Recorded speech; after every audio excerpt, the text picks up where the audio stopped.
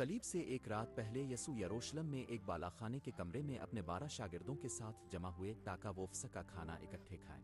ये खास खाना खुदा के लोगों को याद दिलाता था कि इसने उन्हें मिस्र की गुलामी से निजात दी। मेरी वक्त की मशीन एक पुरसुकून बालाखाने के कमरे में आकर राकी। मैं यसू और उसके दोस्तों को एक मेज के गिर्द बैठे देखता हूँ। वो अभी नहीं जानते, लेकिन सलीब पर जाने से पहले ये इसके साथ उनका आखिरी खाना है। जब वो खा रहे थे, यसू ने रोटी ली, शुक्र किया, इसे तोड़ा और अपने शागिर्दों को दी। ले लो और खाओ, ये मेरा बदन है। फिर इसने प्याला लिया, शुक्र किया और उन्हें दिया और कहा, तुम सब इसमें से पियो।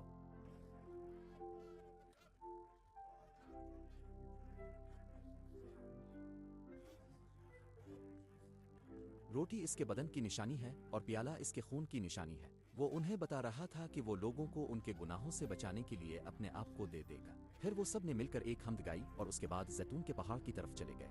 यसू अपने शागिर्दों को एक जगह ले गए जिसे गत्समिन कहते हैं, जो जैतून के पहाड़ के दामन में एक बाग है। यहीं बैठे रहूं जब तक मैं वहां जाकर दुआ करता हूं। वो पतरस, याकूब और यूहन्ना को अपने साथ ले गया। वो बहुत उदास और परेशान होने लगा। मेरी रूह गम से इतनी डूब गई है कि मौत की हद तक है। यहीं रहूं और मेरे साथ जागते रहूं।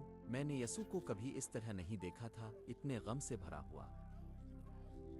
वो जानता है कि वो दुनिया के गुनाहों का बोझ उठाने वाला है। ये बात इसके दिल पर बहुत भारी है। थोड़ी दूर जाकर वो जमीन पर मुंह के बिल गिर पड़ा और दुआ करने लगा, ए मेरे बाप, अगर मुमकिन हो तो ये प्याला मुझसे हटा लिया जाए, लेकिन मेरी मर्जी नहीं बल्कि तेरी मर्जी पूरी हो। यसू अपनी मुश्किल को सच्चाई से बयान करता है, मगर वो अपने बाप की मर्जी को पूरा करने का इंतखाब करता है। जो मैं चाहता हूँ नहीं, बल्कि जो तो चाहता है। इसने अपने शागिर्दों को दुआ करने के बजाय सोते हुए पाया। ये 3 बार हुआ। यसू ने दुआ की, वो सो गए। आखिरकार यसू ने कहा, देखो वक्त आ गया है और इब्न आदम गुनाहगारों के हाथों में पकड़वाया जा रहा है। उठो, चली, मेरा पकड़वाने वाला आ गया है। जब यसू अभी बात कर ही रहे थे तो 12 शागिर्दों में से हुदा वहां आ पहुंचा। इसके साथ एक बड़ी भीड़ थी जो तलवारें और लाठियां उठाए हुए थी। यहूदा कभी यसू का दोस्त और पैरोकार था। अब वो सिपाहियों को लेकर इसे गिरफ्तार करने आ रहा था। यहूदा, सलाम रबी, यसू, जो करने आए हो वो कर लो दोस्त। इन लोगों ने यसू को पकड़ लिया और गिरफ्तार कर लिया। शागिर्द डर गए और भाग गए। यसू फरिश्तों को अपनी हिफाजत के लिए बुला सकता था, लेकिन वो खुद को गिरफ्तार होने देता है। वो हमारे लिए अपनी बड़ी मोहब्बत के सबब सलीब की मुश्किल राह पर चल रहा है। यसू को सरदार काहिन के घर पूछ-गुछ के लिए ले जाया गया। पतरस दूर से पीछा करता हुआ आया और सह में बैठ गया ताकि देख सके कि क्या होता है। इसी रात पहले पतरस ने कहा था, अगर मुझे तुम्हारे साथ मरना भी पड़े तो मैं तुम्हारा इनकार कभी नहीं करूंगा। लेकिन अब वो डर गया है। नौकरानी लड़की, तुम गिलियल के यसू के साथ थे, रावी। सबके सामने पतरस ने इसका इनकार कर दिया। पतरस, मुझे नहीं मालूम तुम किस बात की बात कर रहे हो। दूसरी लड़की, ये शख्स यसू नासरी के साथ था। पतरस, मैं नहीं जानता तुम क्या कह रहे हो। मैं कसम खाकर कहता हूँ मैं इस आदमी को नहीं जानता। बाहर खड़ा शख्स, तुम भी यकीनन उनके साथ थे। तुम भी उनमें से एक हो।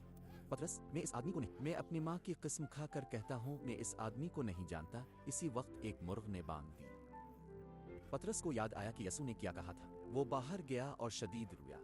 पतरस यसू से मोहब्बत करता था, लेकिन वो फिर भी कमजोर था। वो नाकाम रहा, लेकिन यसू बाद में इसे मुआफ कर देगा। ये जाहिर करता है कि यसू के करीबी दोस्तों को भी इसकी रहमत की जरूरत थी। यसू को गोलगोथा नामी जगह ले जाया गया, जहां खोपड़ी की जगह थी। वहां सिपाहियों ने इसे 2 मुजरिमों के दरमियान सलीब पर केलों से ठोंक दिया, हालांकि इसने कभी गुनाह नहीं किया था। ये देखना बहुत मुश्किल है। जिसने बीमारों को शिफा दी और बच्चों से मोहब्बत की, वो अब सलीब पर लटका हुआ है। वो ठहरा रहा क्योंकि वो हमें बचा रहा है।